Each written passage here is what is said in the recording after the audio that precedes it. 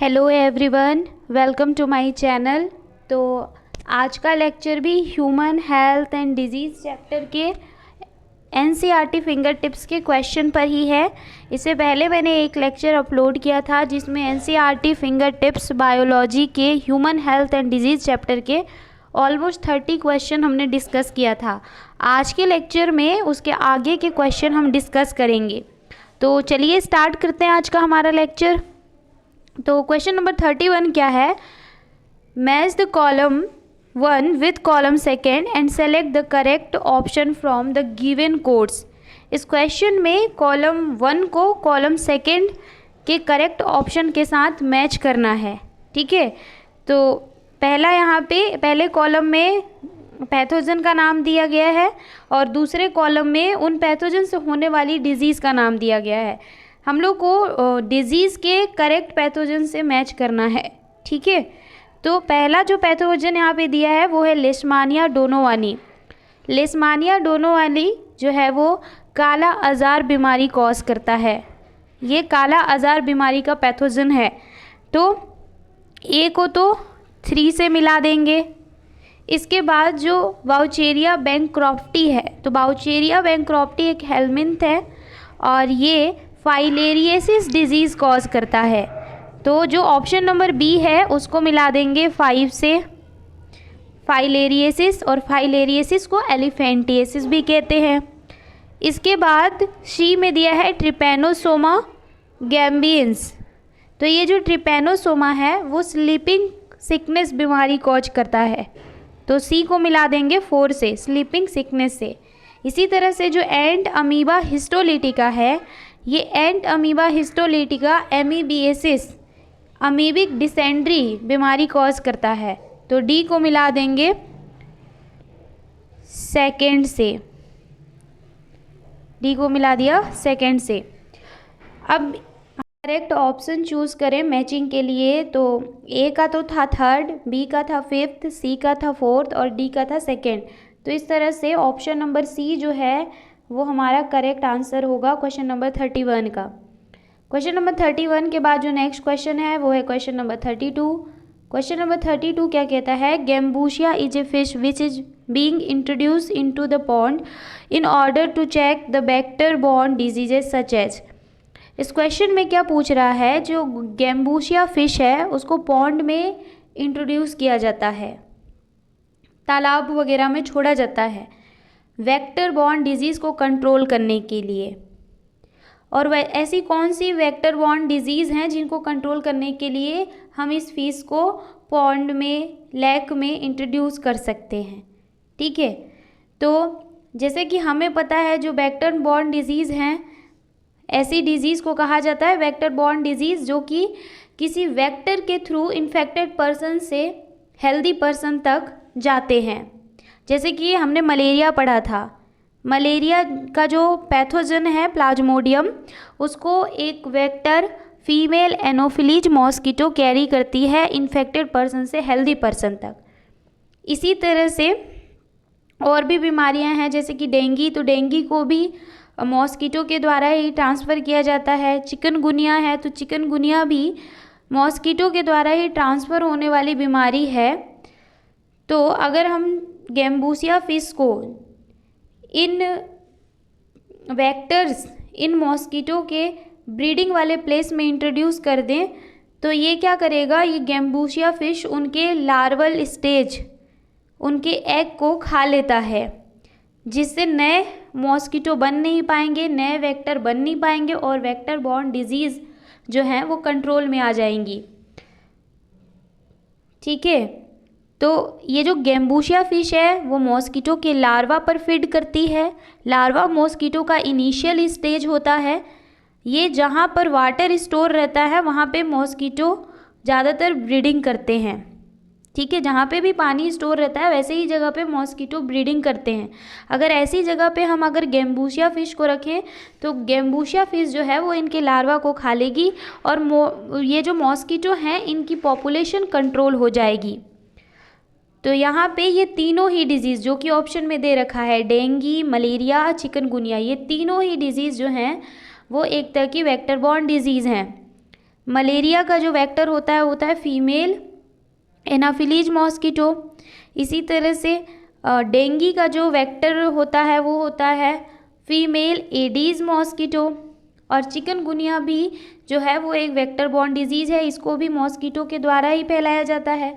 तो इस क्वेश्चन में हम ऑल ऑफ दीज आंसर लेंगे। क्यों? क्योंकि ये सारे ही ऐसी बीमारियां हैं जो कि वेक्टर बॉर्न हैं, और अगर हमें इनको कंट्रोल करना है तो हम जहाँ पे ये अंडे देते हैं, जहाँ पे ये लार्वा रखते हैं अपना, जहाँ पर ये मॉस्किटो ब्रीडिंग करते हैं, उस पानी में, उस तालाब में अगर हम गैम्बूसिया फिश को इंट्रोड्यूस कर दें तो इन बीमारियों को स्प्रेड होने से रोक सकते हैं।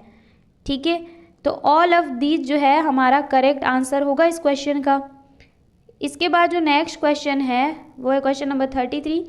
क्वेश्चन नंबर 33 क्या है? Match the column first with column second and select the correct option from given codes. इस क्वेश्चन में भी हमें 2 कॉलम दिए गए हैं। फर्स्ट कॉलम में कुछ पैथोजन और कुछ बीमारियों के नाम दिए गए हैं, और सेकंड कॉलम में उनसे रिलेटेड इन्फॉर्मेशन दी गई है। ठीक है, तो हम लोग को कॉलम फर्स्ट के ऑप्शन को कॉलम सेकंड के करेक्ट ऑप्शन के साथ मैच करना है।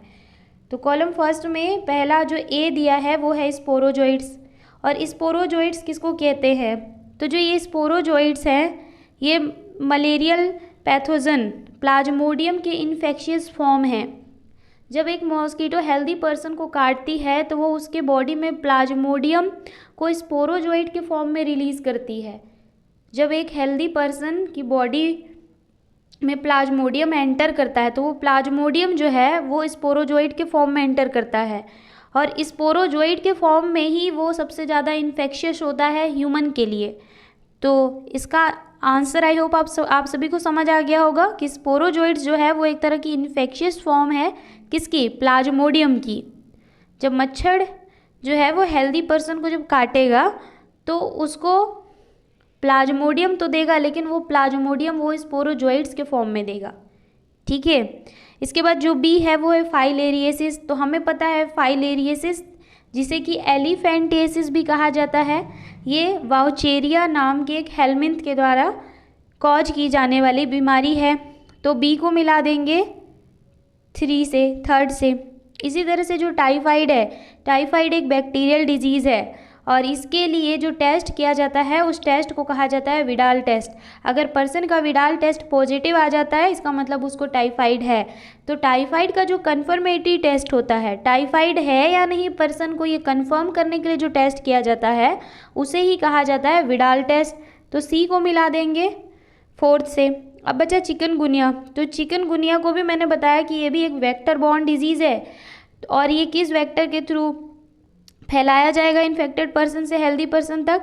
तो वो होगा एडीज मॉस्किटो। तो चिकनगुनिया को मिला देंगे 2nd से। अब इसके लिए हम करेक्ट ऑप्शन देख लें, तो इसके लिए जो करेक्ट ऑप्शन होगा वो चूज़ कर लेंगे।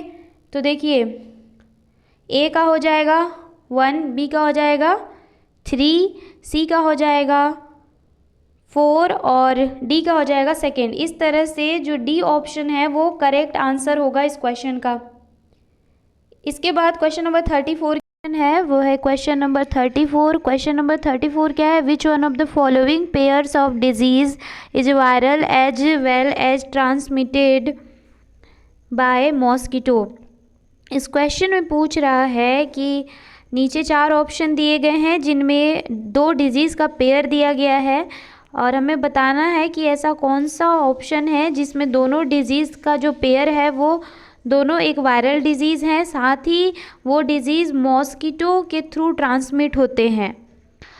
तो पहला ऑप्शन है यहाँ पे एन्सेफलाइटिस एंड स्लीपिंग सिकनेस। तो यहाँ पे जो एन्सेफलाइटिस है ये वायरल डिजीज़ तो है, वायरस के संक्रमण से तो होता है, लेकिन ये किसी मॉस्किटो के द्वारा ट्रांसमिट नहीं होता है, कीड़े के काटने पे होता है। ये ब्रेन का इन्फ्लामेशन है, इस डिज़ीज़ में ब्रेन में इन्फ्लामेशन हो जाता है। तो साथ ही यहाँ पे जो स्लीपिंग सिकनेस दिया है, ये स्लीपिंग सिकनेस एक प्रोटोजोअन डिजीज़ है। यहाँ पे एक वायरल डिजीज़ और एक प्रोटोजोअन डिजीज़ का पेयर बन गया, और ये दोनों डिजीज़ मॉस्किटो से भी स्प्रेड नहीं होते हैं। तो इस वजह से ये ऑप्शन तो गलत हो गया। ऑप्शन नंबर बी है yellow fever and sleeping sickness. तो यहाँ पे जो येलो फीवर दिया गया है, ये येलो फीवर एक वायरल डिजीज़ है, लेकिन स्लीपिंग सिकनेस जो बीमारी है वो एक प्रोटोजोअन डिजीज़ है। साथ ही ये जो येलो फीवर है ये फ्लावी वायरस के थ्रू होता है और ये मॉस्किटो के द्वारा स्प्रेड होता है, ठीक है। लेकिन स्लीपिंग सिकनेस प्रोटोजोअन डिजीज है, इस वजह से ये ऑप्शन भी गलत हो जाएगा। ऑप्शन नंबर सी में दिया है एनसेफलाइटिस एंड डेंगू। तो एनसेफलाइटिस तो अभी मैंने बताया, एनसेफलाइटिस जो है वो ब्रेन का इन्फ्लामेशन है, वायरल डिजीज़ है, बट ये मॉस्किटो के थ्रू स्प्रेड नहीं होता है। और क्वेश्चन में ऐसे डिजीज़ का पेयर पूछा है जो वायरल डिजीज़ के साथ साथ मॉस्किटो द्वारा स्प्रेड हो। तो यहाँ पे जो डेंगू है वो वायरल डिजीज़ है और मॉस्किटो के थ्रू स्प्रेड होता है। तो एक ऑप्शन तो सही है, दूसरा इसका जो पेयर है वो गलत है, इस वजह से ये भी हमारा आंसर नहीं होगा। ऑप्शन नंबर डी में दिया है येलो फीवर एंड डेंगू। तो अभी मैंने बताया येलो फीवर एक वायरल डिजीज है जो कि फ्लावी वायरस के थ्रू होता है और ये एडिज मॉस्किटो के थ्रू ट्रांसमिट भी होता है। साथ ही जो डेंगू है वो भी एक वायरल डिजीज़ है और ये अरबो वायरस के थ्रू होने वाला बीमारी है और ये भी एडिज मॉस्किटो के थ्रू स्प्रेड होता है। तो ये जो ऑप्शन है वो हमारा बिल्कुल सही है, इसमें दोनों डिजीज़ वायरल डिजीज़ हैं और एडिज मॉस्किटो के थ्रू स्प्रेड होते हैं। तो क्वेश्चन नंबर 34 का आंसर होगा ऑप्शन नंबर डी। इसके बाद जो नेक्स्ट क्वेश्चन है वो है क्वेश्चन नंबर 35। क्वेश्चन नंबर 35 में क्या पूछा है, the term immunity refers to. इस क्वेश्चन में हमें इम्यूनिटी का डेफिनेशन पूछ रहा है, इम्यूनिटी टर्म किस चीज़ को रेफ़र करती है ये पूछ रहा है, डेफिनेशन पूछ रहा है इम्यूनिटी का। तो चलिए पढ़ते हैं ऑप्शन को। पहला ऑप्शन है mutualism between host and parasite. ये ऑप्शन कह रहा है कि इम्यूनिटी एक तरह की म्यूचुअलिज्म है होस्ट और पैरासाइट के बीच में। तो होस्ट एंड पैरासाइट के बीच में जो म्यूचुअल रिलेशनशिप होता है उसको कहा जाता है एमेंसेलिज्म, जिसमें पैरासाइट को बेनिफिट मिलता है और होस्ट को हानि होती है। तो ये तो इम्यूनिटी का डेफिनेशन नहीं है, इस वजह से ये गलत हो जाएगा। दूसरा स्टेटमेंट क्या है, ability to the host to fight the disease causing organism. ये स्टेटमेंट ये कह रहा है कि इम्यूनिटी एक तरह की एबिलिटी है होस्ट की, जिससे वो उसकी बॉडी में जो पैथोजन जो ऑर्गेनिज्म एंटर करता है और बीमारी कॉज करता है उससे वो लड़ता है उस क्षमता के थ्रू। तो ये जो स्टेटमेंट है ये बिल्कुल सही है। इम्यूनिटी क्या है, एक तरह की एबिलिटी है होस्ट की डिजीज़ कॉजिंग ऑर्गेनिज्म से फाइट करने के लिए। तो ये ऑप्शन बिल्कुल सही है। तो ऑप्शन नंबर बी जो है वो क्वेश्चन नंबर 35 का करेक्ट आंसर होगा। इसके बाद जो ऑप्शन नंबर सी में जो स्टेटमेंट दिया है वो भी चाहे तो पढ़ सकते हैं। इसका क्या है, ability the parasite to survive with in the host. तो ये भी गलत ही है। और फैटल डिजीज़, तो इम्यूनिटी कोई डिजीज़ नहीं है, वो एक एबिलिटी है, एक क्षमता है। तो ये भी स्टेटमेंट गलत है। तो इस तरह से 35 का आंसर होगा ऑप्शन नंबर बी। इसके बाद नेक्स्ट क्वेश्चन है क्वेश्चन नंबर 36। क्वेश्चन नंबर 36 में क्या पूछा है, which of the following statement regarding different barrier of innate immunity is not correct. यहाँ पे इनेट इम्यूनिटी के लिए कुछ स्टेटमेंट दिए गए हैं इस क्वेश्चन में, हमें उन स्टेटमेंट को पढ़ना है और बताना है कि इनमें से कौन सा ऐसा स्टेटमेंट है जो कि इनेट इम्यूनिटी के लिए गलत लिखा गया है और पढ़ने पे पता चलेगा कि इसमें से कौन सा ऐसा स्टेटमेंट है जो कि इनेट इम्यूनिटी के लिए गलत है। तो पहला जो स्टेटमेंट है वो है acid present in stomach, saliva in the mouth, tears from the eyes prevent the growth of microorganism and constitute physiological barrier of our body।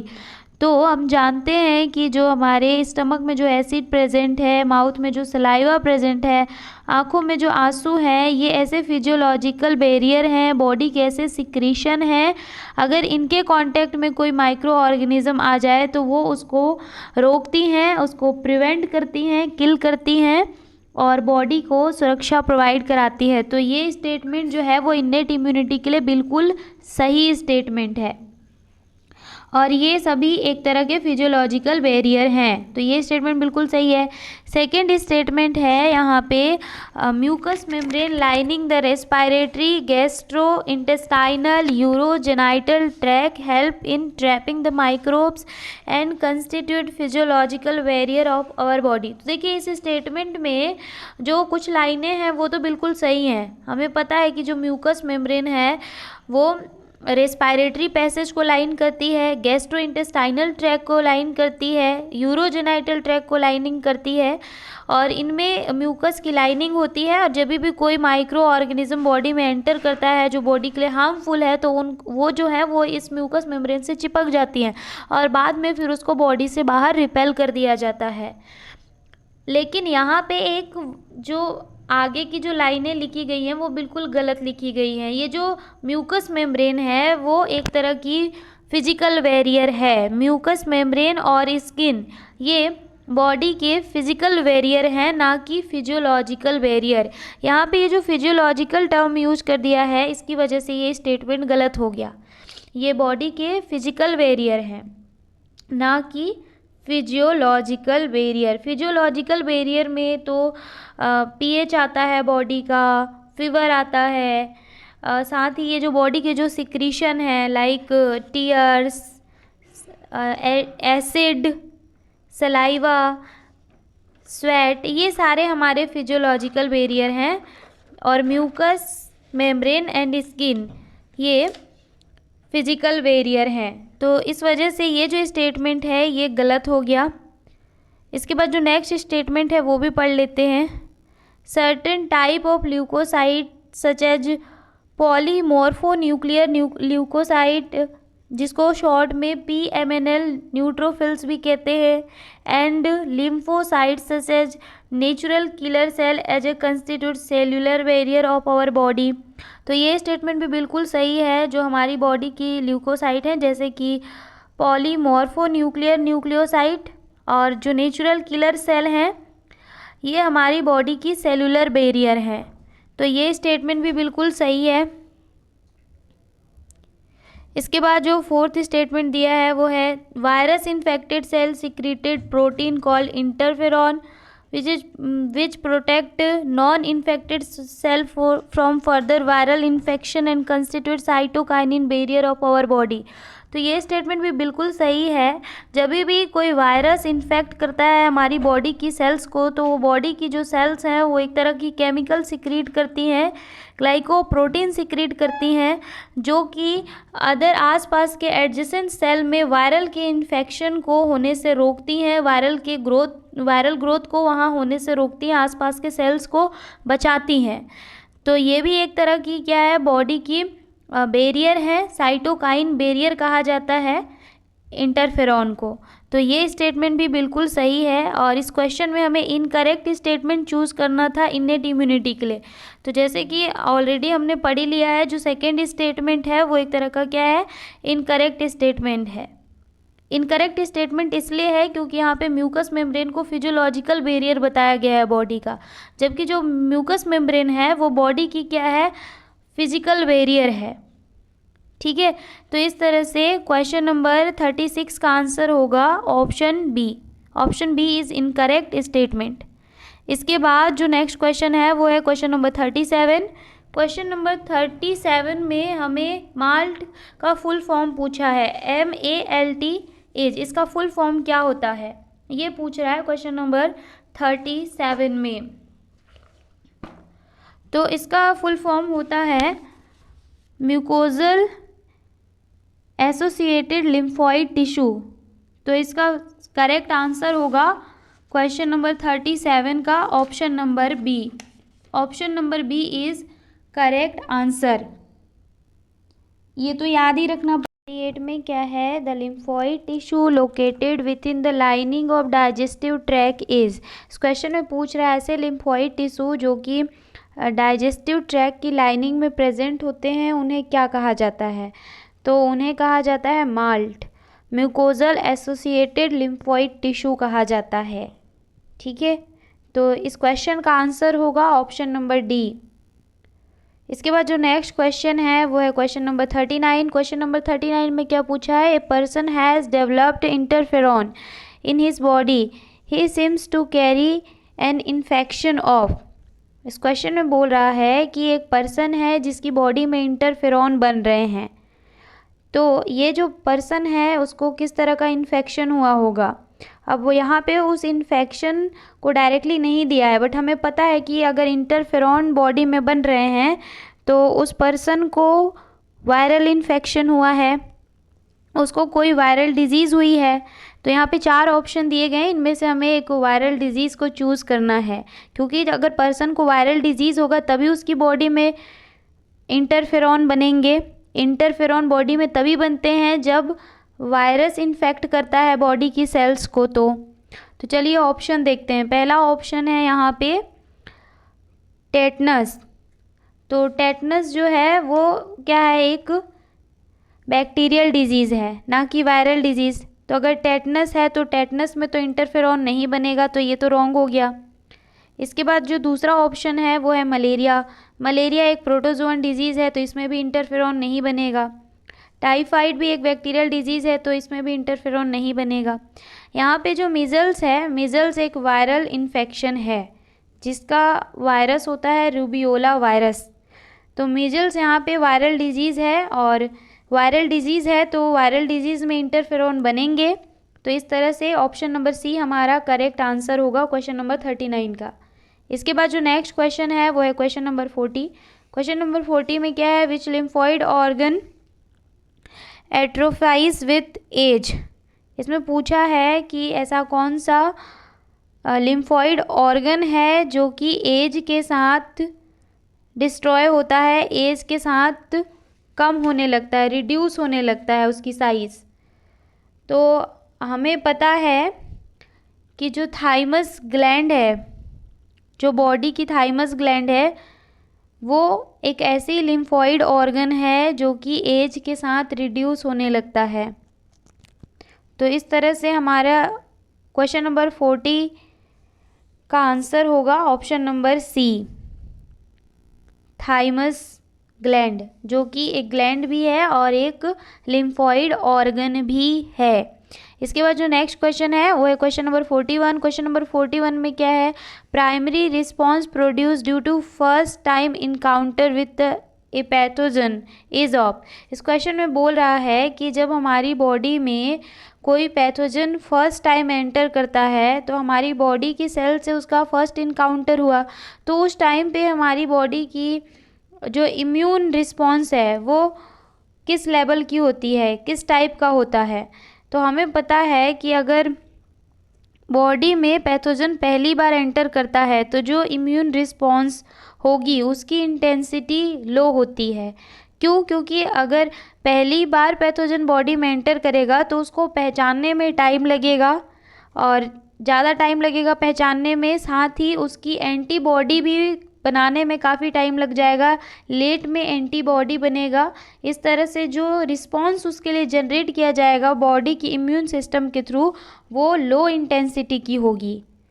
अगर यही पैथोजन जब सेकेंड बार बॉडी पे अटैक करेगा तो ऑलरेडी उसके लिए एंटीबॉडी बॉडी ने बना ली है, उसको बॉडी ने पहचान लिया है, तब सेकेंड बार उसकी इम्यून रिस्पॉन्स हाई होगी, लेकिन फर्स्ट टाइम उसको पहचानने में टाइम लगेगा, एंटीबॉडी बनाने में टाइम लगेगा। इस वजह से फर्स्ट इनकाउंटर में जो इम्यून रिस्पॉन्स होगा वो लो इंटेंसिटी का होगा। तो इस क्वेश्चन का आंसर होगा option number B, low intensity. इसके बाद जो नेक्स्ट क्वेश्चन है वो है क्वेश्चन नंबर 42। क्वेश्चन नंबर 42 में क्या है, which of the following component does not participate in innate immunity. यहाँ पे कुछ ऑप्शन दिए गए हैं और इन ऑप्शंस को पढ़ के बताना है ऐसा कौन सा कंपोनेंट है जो कि इनेट इम्यूनिटी में पार्टिसिपेट नहीं करता है। तो पहला ऑप्शन है न्यूट्रोफिल्स। तो न्यूट्रोफिल्स तो इनेट इम्यूनिटी में पार्टिसिपेट करते हैं। दूसरा ऑप्शन है मैक्रोफेजेस। तो मैक्रोफेजेस भी इनेट इम्यूनिटी में पार्टिसिपेट करते हैं। नेचुरल किलर सेल भी इनेट इम्यूनिटी में पार्टिसिपेट करते हैं, लेकिन यहाँ पे जो बी लिम्फोसाइट दिया है, ये बी लिम्फोसाइट इनेट इम्यूनिटी में पार्टिसिपेट नहीं करता है। बी लिम्फोसाइट की वजह से जो इम्यूनिटी बॉडी में डेवलप होती है उसे कहा जाता है एक्वायर्ड इम्यूनिटी। तो बी लिम्फोसाइट यहाँ पे हमारा करेक्ट आंसर होगा, ये इनेट इम्यूनिटी का भाग नहीं है।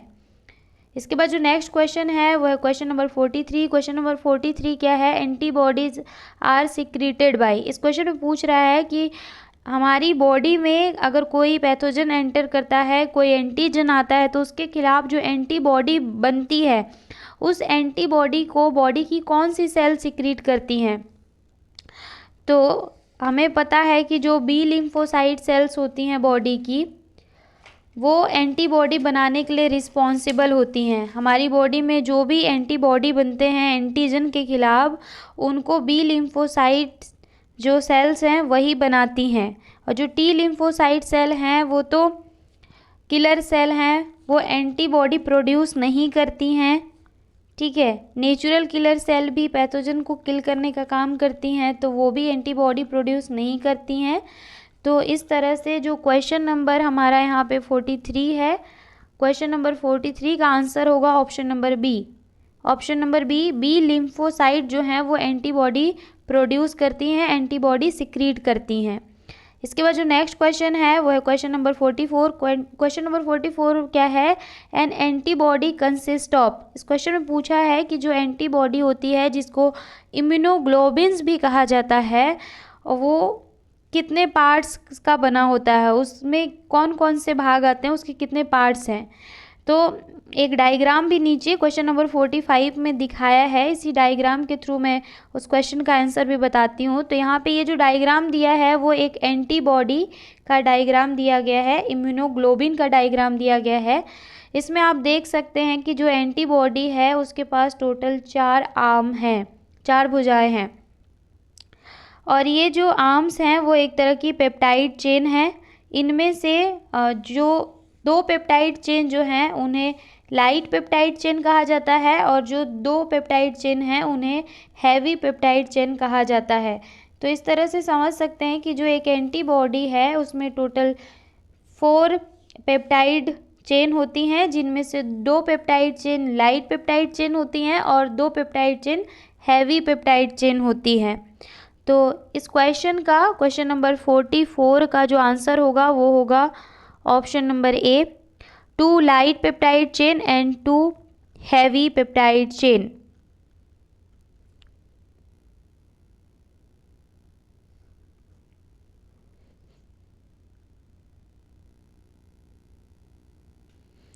बाकी ऑप्शन भी आप पढ़ लीजिएगा। ठीक है, इसके बाद जो नेक्स्ट क्वेश्चन है वो है क्वेश्चन नंबर 45। क्वेश्चन नंबर 45 में क्या है, identify the marking A B C and D in the figure given below and select the correct option. इस क्वेश्चन में क्या है, एक एंटीबॉडी इम्यूनोग्लोबिन का डायग्राम दिया गया है। इसमें कुछ मार्किंग की गई है, हमें उन मार्किंग साइट का नाम बताना है कि उन्हें क्या कहा जाता है। तो यहाँ पे जो ए मार्किंग है, ये ए मार्किंग वो साइट है जहाँ पे एंटीजन बाइंड होता है। एंटीबॉडी के इस साइड में एंटीजन जो कि बॉडी में एंटर करते हैं पैथोजन, वो यहाँ पे बाइंड होते हैं। तो ए को कहा जाता है एंटीजन बाइंडिंग साइट। तो ये तो है एंटीजन बाइंडिंग साइट। इसी तरह से यहाँ पे जो बी लेबलिंग की गई है, ये बी लेबलिंग जो है वो एक तरह से लाइट चेन को दिखा रहा है। ये जो चेन बाहर की तरफ दिखाई दे रही हैं एंटीबॉडी में, इन्हें लाइट चेन कहा जाता है। तो बी जो लेबलिंग है वो लाइट चेन के लिए है। यहाँ पे ये जो सी है, वो चूँकि ये जो बड़े बड़े चेन जो अंदर की तरफ दिखाई दे रहे हैं एंटीबॉडी में, वो है हैवी चेन। तो सी यहाँ पे हैवी चेन को दिखा रहा है। हैवी चेन इनवर्ड होती है और जो लाइट चेन होते हैं वो आउटवर्ड होती हैं। तो सी जो है वो हैवी चेन को डिनोट कर रहा है। और यहाँ पे ये जो ऊपर में ये जो हल्के से प्रोजेक्शन दिखा रखे हैं, जिनको यहाँ पे डी मार्किंग किया गया है, ये डी मार्किंग एक्चुअल में डाई सल्फाइड बॉन्ड है। ठीक है, तो इस तरह से अब हमें सारी लेबलिंग समझ ली है।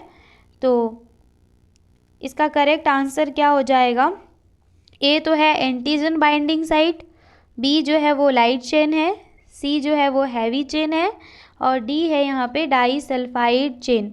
तो इस तरह से जो क्वेश्चन नंबर 45 है उसका करेक्ट आंसर हो जाएगा ऑप्शन नंबर सी। इसके बाद जो नेक्स्ट क्वेश्चन है वो है क्वेश्चन नंबर 46। क्वेश्चन नंबर 46 में क्या है, the antigen binding site of N antibody is present at.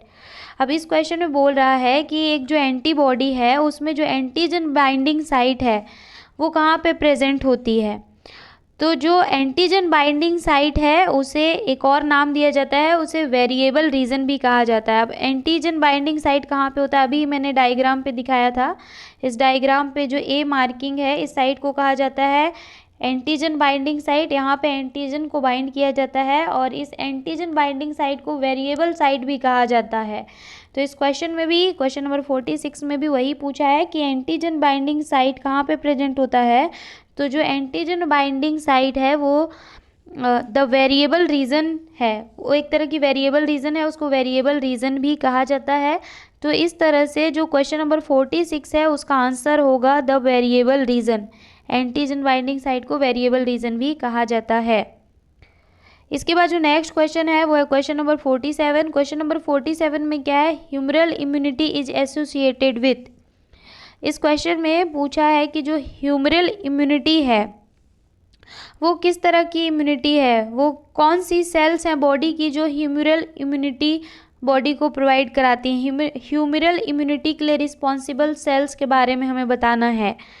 तो ऐसी इम्यूनिटी जो एंटीबॉडी की वजह से आती है, जब हमारी बॉडी में किसी एंटीजन के खिलाफ कोई एंटीबॉडी बनता है तो उससे जो इम्यूनिटी मिलती है उस इम्यूनिटी को कहा जाता है ह्यूमरल इम्यूनिटी। आप समझ सकते हैं, ऐसी इम्यूनिटी जो बॉडी में एंटीबॉडी बनने की वजह से आती है उसे ही कहा जाता है ह्यूमरल इम्यूनिटी। और हमें पता है कि जो बॉडी की बी लिम्फोसाइट सेल्स हैं वो एंटीबॉडी प्रोडक्शन करती हैं। तो बी लिम्फोसाइट्स की वजह से जो इम्यूनिटी बॉडी में आएगी वही होगी ह्यूमरल इम्यूनिटी। तो क्वेश्चन नंबर 47 का आंसर होगा option number B, humoral immunity. इसके बाद जो नेक्स्ट क्वेश्चन है वो है क्वेश्चन नंबर 48। क्वेश्चन नंबर 48 में क्या कहा है, the antibody which can cross placenta barrier is. अब इस क्वेश्चन में बोला है कि ऐसी कौन सी एंटीबॉडी है जो कि जब बच्चा पेट में रहता है और मदर से प्लेसेंटा के थ्रू कनेक्ट रहता है, तो ऐसी कौन सी एंटीबॉडी है जो मदर की बॉडी से फीटस में जाएगी प्लेसेंटा को क्रॉस करके। तो यहाँ पे कुछ एंटीबॉडी का नाम दिया गया है जैसे कि IgA, IgE, IgM, IgG, 4 option दिए हैं। सभी एंटीबॉडी के बारे में थोड़ी सी जानकारी ले लेते हैं, जिसमें से IgA जो है वो एक ऐसी एंटीबॉडी है जो कि कोलेस्ट्रम में प्रेजेंट होता है। कोलेस्ट्रम जो जब बच्चा का नया नया डिलीवरी होता है तो जो शुरुआती के 2-3 दिन में जो मदर का मिल्क होता है उसे कहा जाता है कोलेस्ट्रम। और ये जो IgA एंटीबॉडी है वो कोलेस्ट्रम में प्रेजेंट होता है, फर्स्ट मिल्क में प्रेजेंट होता है मदर के। इसके अलावा IgA जो है वो सलाइवा में भी प्रेजेंट होता है, लेकिन ये जो एंटीबॉडी है ये प्लेसेंटा के थ्रू फीटस तक नहीं पहुंचता है। इसी तरह से जो IgE है वो एक स्मॉल अमाउंट में प्रेजेंट एंटीबॉडी है, ये भी प्लेसेंटा को क्रॉस नहीं कर पाता है। IgM जो है ये एक ऐसी एंटीबॉडी है जो बॉडी में किसी भी एंटीजन के खिलाफ सबसे पहले बनती है। अगर कोई भी एंटीजन बॉडी में एंटर करता है, कोई भी पैथोजन बॉडी में एंटर करता है, तो उसके खिलाफ बॉडी में सबसे पहले जो एंटीबॉडी बनती है वो IgM है। तो ये बात बहुत ध्यान से याद रखना है कि बॉडी में सबसे पहले IgM एंटीबॉडी बनती है। इसके अलावा IgE के बारे में भी तो जानकारी दे ही दिया। IgG के बारे में थोड़ी सी जानकारी ये है कि ये जो IgG है वो मोस्ट अबंडेंट एंटीबॉडी है। बॉडी में सबसे ज़्यादा मात्रा में जो एंटीबॉडी प्रेजेंट होती है वो होती है IgG। और ये जो IgG है वो अकेली ऐसी एंटीबॉडी है जो कि बाई बर्थ प्रेजेंट रहती है। अब बाई बर्थ तभी प्रेजेंट रहेगी जब ये प्लेसेंटा को क्रॉस करके फीटस तक आएगी। तो एक ऐसी एंटीबॉडी है IgG जो कि मदर से फीटस को एज ए गिफ्ट मिलता है और बाई बर्थ उसको मिलता है, और ये एंटीबॉडी प्लेसेंटा को क्रॉस करके फीटस तक जाती है। और यही इस क्वेश्चन में पूछा था, ऐसी कौन सी एंटीबॉडी है जो कि प्लेसेंटल बैरियर को क्रॉस कर सकती है। तो जो IgG है वो प्लेसेंटल बैरियर को क्रॉस करती है। तो इस तरह से जो क्वेश्चन नंबर 48 है, 48 का आंसर होगा ऑप्शन नंबर डी, IgG।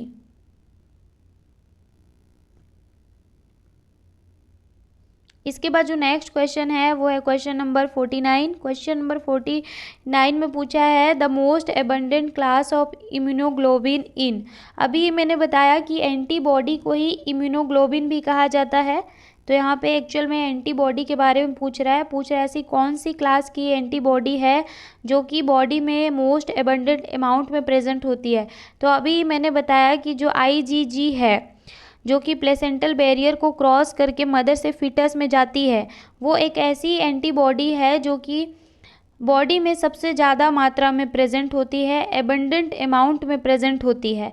तो इस तरह से जो क्वेश्चन नंबर 49 है इसका आंसर होगा ऑप्शन नंबर बी, IgG। इसके बाद जो नेक्स्ट क्वेश्चन है वो है क्वेश्चन नंबर 50। क्वेश्चन नंबर 50 में क्या पूछा है, ये प्रोटीन और polysaccharide molecule that stimulates antibody formation is.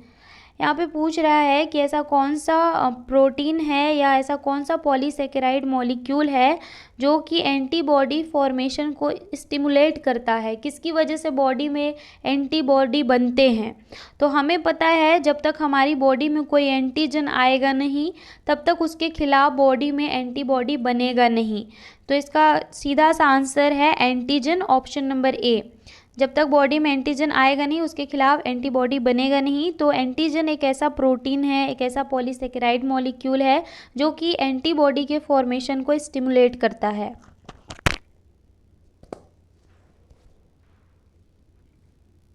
Question है वो है question number 51। Select the option with correct set of differences. इस क्वेश्चन में इनेट इम्यूनिटी और एक्वायर्ड इम्यूनिटी के बीच डिफरेंस दिया गया है, हमें करेक्ट डिफरेंस वाले सेट के ऑप्शन को चुनना है। तो पहला जो डिफरेंस है यहाँ पे वो क्या है, इसमें बताया innate immunity is inherited by an organism from the present and protect it from birth through out life. तो इनेट इम्यूनिटी जो होता है वो बर्थ से ही प्रेजेंट होता है और वो इनहेरिट होता है, मदर से चाइल्ड को मिलता है। और ये जो इम्यूनिटी होती है वो उसकी थ्रू आउट लाइफ साइकिल में प्रेजेंट रहती है, पूरे जीवन काल में प्रेजेंट रहती है। और एक्वायर्ड इम्यूनिटी के लिए क्या कहा है, it is acquired by an organism after birth. तो जो एक्वायर्ड इम्यूनिटी है वो बॉडी में तब डेवलप होती है जब बॉडी में कोई ऑर्गेनिज्म एंटर करता है और वो इन्फेक्शन कॉज करता है, तो उसके खिलाफ जब एंटीबॉडी बॉडी में बनने लगती हैं तब एक्वायर्ड इम्यूनिटी प्राप्त होती है। तो ये स्टेटमेंट बिल्कुल सही है। तो ये सेट एक्वायर्ड इम्यूनिटी और इनेट इम्यूनिटी का बिल्कुल सही है, फर्स्ट वाला। इसके बाद जो सेकंड है वो क्या है, जो इनेट इम्यूनिटी है उसको स्पेसिफिक इम्यूनिटी कहा जाता है। तो ये बिल्कुल गलत है। इनेट इम्यूनिटी एक नॉन स्पेसिफिक इम्यूनिटी है, ना कि स्पेसिफिक, जबकि एक्वायर्ड इम्यूनिटी जो है वो स्पेसिफिक इम्यूनिटी है। तो ये तो सही है, एक्वायर्ड इम्यूनिटी के लिए जो स्टेटमेंट दिया गया है वो सही है, बट इनेट इम्यूनिटी के लिए जो स्टेटमेंट दिया गया है वो गलत है। तो यहाँ पे करेक्ट इनकरेक्ट का सेट हो गया, तो ये ऑप्शन तो हो गया गलत। इसके बाद जो थर्ड है स्टेटमेंट वो क्या है, इनेट इम्यूनिटी के लिए लिखा गया है कि it consist of different type of barriers that prevent the entry of foreign agent. तो ये बिल्कुल सही है। इनेट इम्यूनिटी में 4 टाइप के बैरियर हैं जो कि पैथोजन की एंट्री को प्रिवेंट करते हैं, उसके ग्रोथ को प्रिवेंट करते हैं। तो ये बिल्कुल सही स्टेटमेंट है इनेट इम्यूनिटी के लिए। और एक्वायर्ड इम्यूनिटी के लिए लिखा है कि acquired immunity consist of specialised cell, T cells, B cells and antibodies that circulate in the body fluid. तो ये स्टेटमेंट भी बिल्कुल सही है। एक्वायर्ड इम्यूनिटी में बॉडी की cells, T cells, B cells को इंक्लूड किया जाता है। बी सेल्स एंटीबॉडी बनाती हैं और यही एंटीबॉडी ब्लड के साथ सर्कुलेट होके बॉडी के डिफरेंट पार्ट तक जाती हैं और जहाँ पे भी पैथोजन रहता है उसको किल करती हैं। तो एक्वायर्ड इम्यूनिटी और इनेट इम्यूनिटी के लिए ये स्टेटमेंट का सेट बिल्कुल सही है। तो यहाँ पे जो फर्स्ट एंड थर्ड जो स्टेटमेंट सेट है वो बिल्कुल सही है और जो सेकंड है वो गलत है। तो इस तरह से क्वेश्चन नंबर 51 का जो आंसर होगा वो होगा option number B. Option number B में फर्स्ट एंड थर्ड स्टेटमेंट को इंक्लूड किया गया है जो कि सही स्टेटमेंट है। इसके बाद जो नेक्स्ट, तो thank you so much everyone. इसके आगे के जो क्वेश्चन हैं वो हम नेक्स्ट लेक्चर में डिस्कस करेंगे। Thank you so much for watching my video.